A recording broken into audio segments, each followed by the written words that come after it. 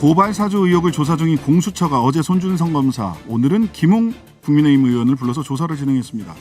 현직 국회의원의 공수처 출석은 이번이 처음인데요. 좀 유의미한 수사가 이루어졌을지, 사실 공수처에 들어가면서 했던 이야기들을 들어보면 유의미한 진술이 나왔을 것 같지는 않다.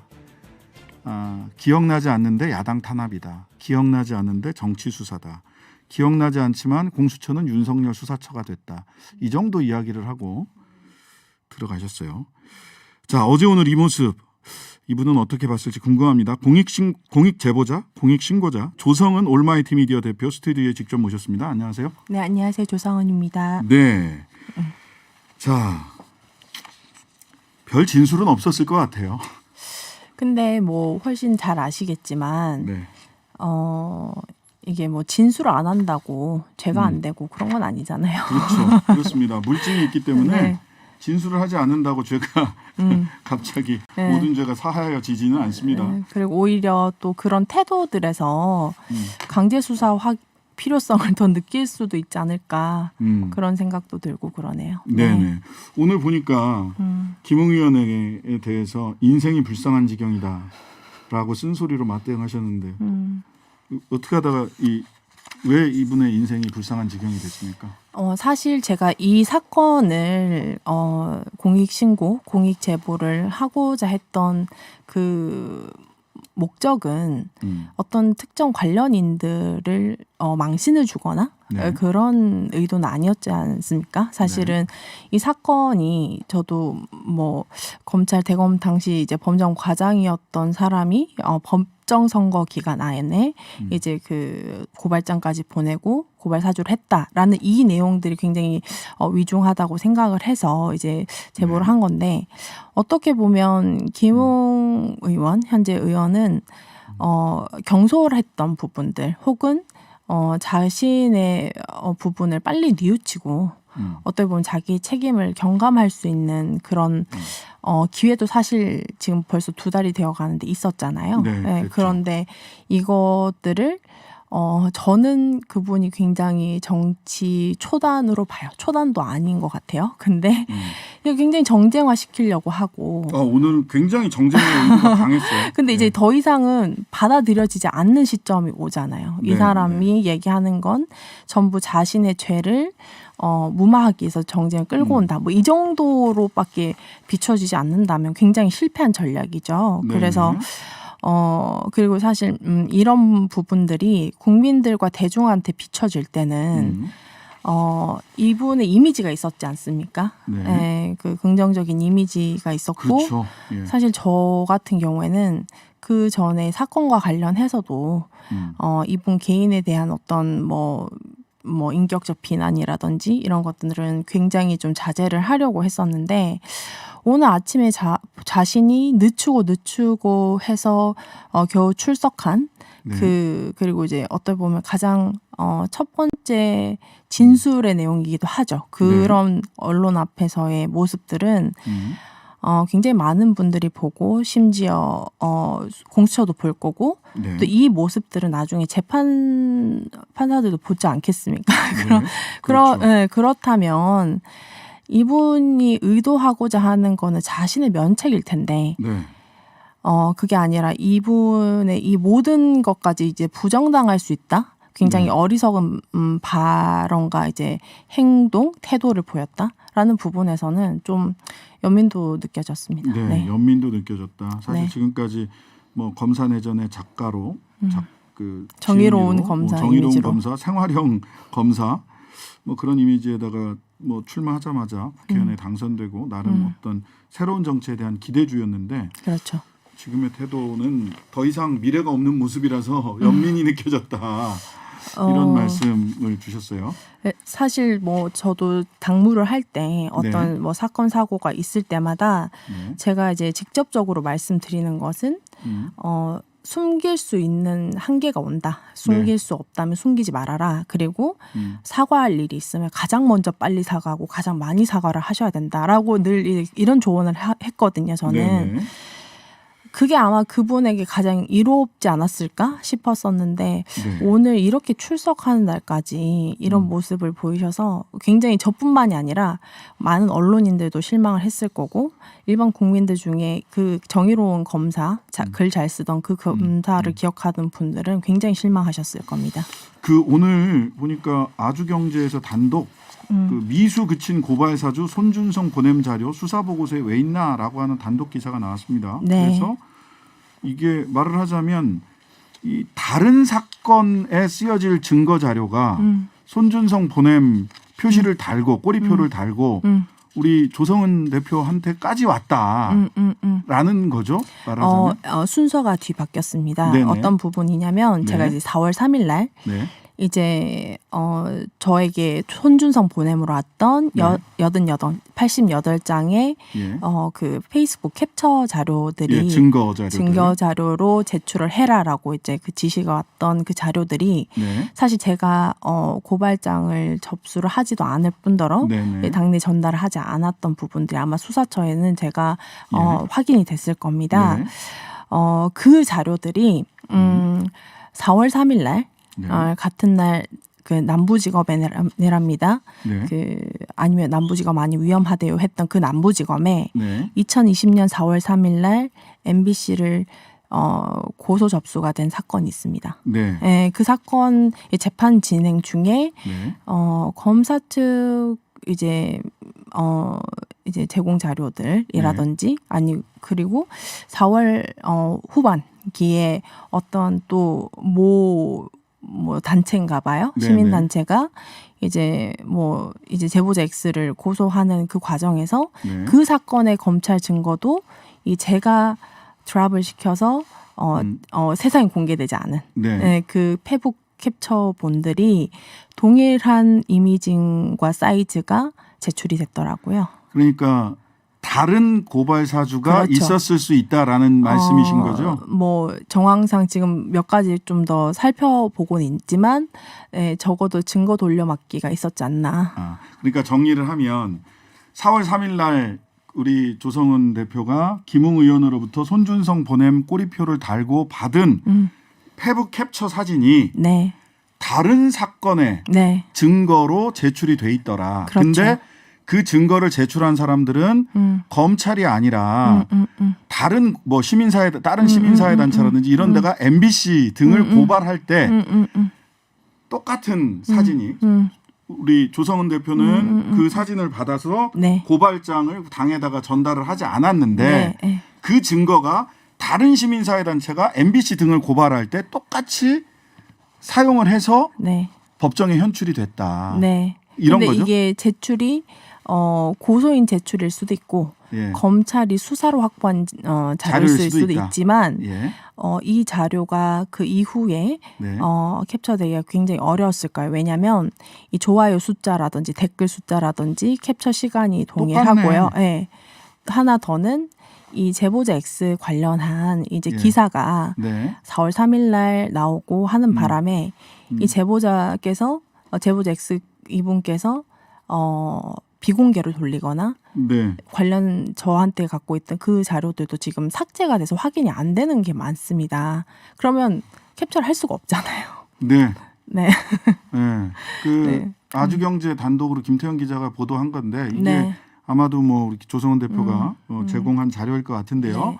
지금 그 유튜브 보시면 자 이번 주말에는 유시민 작가님 뭐 어쩌고 저쩌고 해서 유튜브 왼쪽에 보이는 게 예, 있고 오른쪽에 보이는 게 있습니다. 근데 날짜나 댓글 2개, 좋아요 개수, 공유 1회 이게 똑같아요. 그러니까 같은 날 캡처한 건데 하나는 조성은 대표가 4월 3일 날 손준성 보냄 꼬리표를 단 거를 네. 김웅 의원한테 받은 거고 하나는 법정에 나온 거예요. 네. 말하자면 동일한 시간대 같은 피고소인의 대상으로 같은 피고소인인 MBC를 대상으로 네. 해서 똑같은 증거가 제출이 됐다. 같은 별건 날 캡처한 네, 별건 다른 사건인데. 사건에. 네. 그렇다면 지금 우리가 추정해 볼 수 있는 것은 또 다른 고발 사주가 있었던 것 아니냐라고 추정해 볼 수 있는 증거가 지금 제출돼 있는 거다라는 겁니다. 네. 예. 그리고 하나 더가 이제 저에게 오전에 지금 진술하러 들어가셨던 김웅 의원께서 네. 남부지검에 내랍니다. 남부지검이 아니면 위험하대요라고 했던 그 남부지검이잖아요. 네네. 근데 네. 이제 MBC가 보통 MBC 상대로 고소를 하면 관할이 예, 서부지검입니다. 서부입니다. 예. 근데 이 사건은 남부지검에 내요. 네, 남부지검에. 그리고 방송금지 가처분은 또 서부지법에 냅니다. 네네. 그러니까 관할이 인지를 하고 있으면서도 네. 굳이 남부지검에 내고 관할에 관한 의견도 냅니다. 예, 그래서 굉장히 의아하죠. 그리고 이 사건 뒷단에 조금 스토리가 복잡한데요. 네. 그건 좀 정리를 해서 제가 네. 이제 SNS에 공개를 하려고 합니다. 아, 뒷단에 또 다른 네. 사건이 있다. 어쨌든 오늘 지금 중요한 이게 어떤 의미인지 아주경제에서 김태현 기자가 단독 보도를 오늘 11월 3일자 03시 새벽에 올렸네요. 이 기사를. 네. 새벽에 올린 기사인데 아직 많은 분들이 이 기사의 의미를 정확하게 캐치를 못하실 수 있는데요. 다시 한번 우리 유튜브에서 한번 보여주셨으면 좋겠는데, 자, 똑같은 4월 3일 날 다시 정리해 드립니다. 중요하기 때문에 한 번 더 정리를 네. 해드릴게요. 4월 3일 날 손준성 보냄 꼬리표를 단 유튜브 캡처 자료 여기 이호하라고 되어 있는데 이분이 제보자 X입니다. 제보자 X 지모 씨라고 하는 제보자 X 검언 유착 사건에서부터 계속 나왔던 이분의 페이스북을 캡처한 증거 자료를 김웅 의원으로부터 우리 조성은 대표가 받았어요. 손준성 보낸 꼬리표가 달린 걸. 근데 이거를 조성은 대표는 어디도 세상에 공개하지 않았어요. 당에도 안 보냈어요.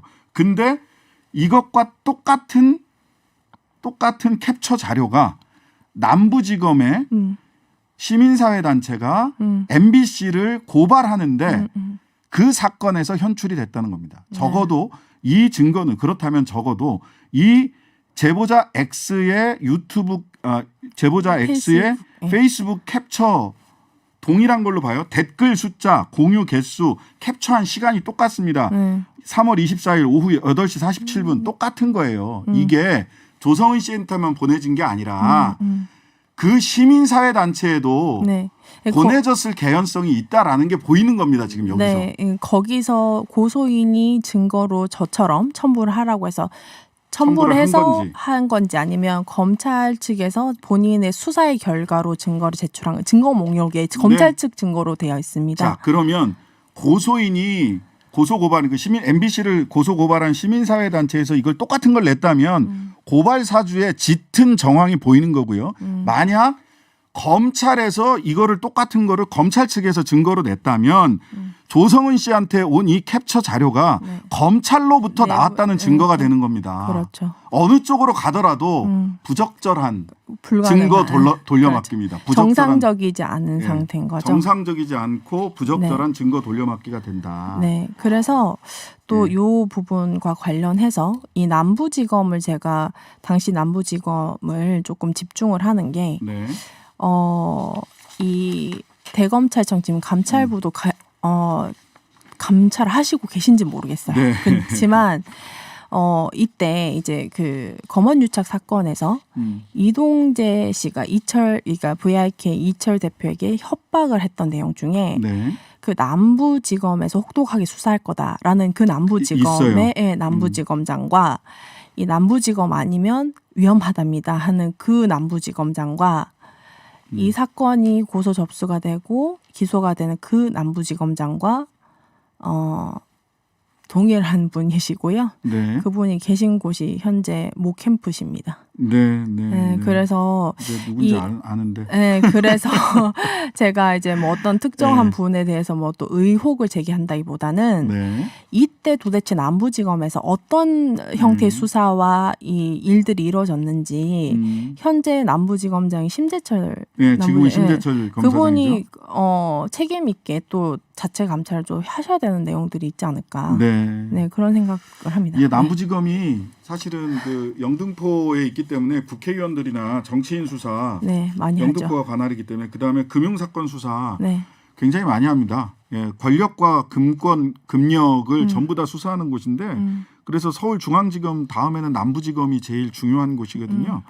그래서 이제 남부지검장이 지금 조성은 대표는 남부지검장 현재 심재철 지검장이 당시 남부지검에서 무슨 일이 있었는지를 그렇죠. 2020년 4월 예, 당시 2020년 4월 당시에 무슨 일이 있었는지 한번 좀 살펴보셔야 되지 의무가 않겠느냐, 있다. 네. 살펴볼 의무가 있지 않겠느냐라는 말씀을 주셨고요. 네.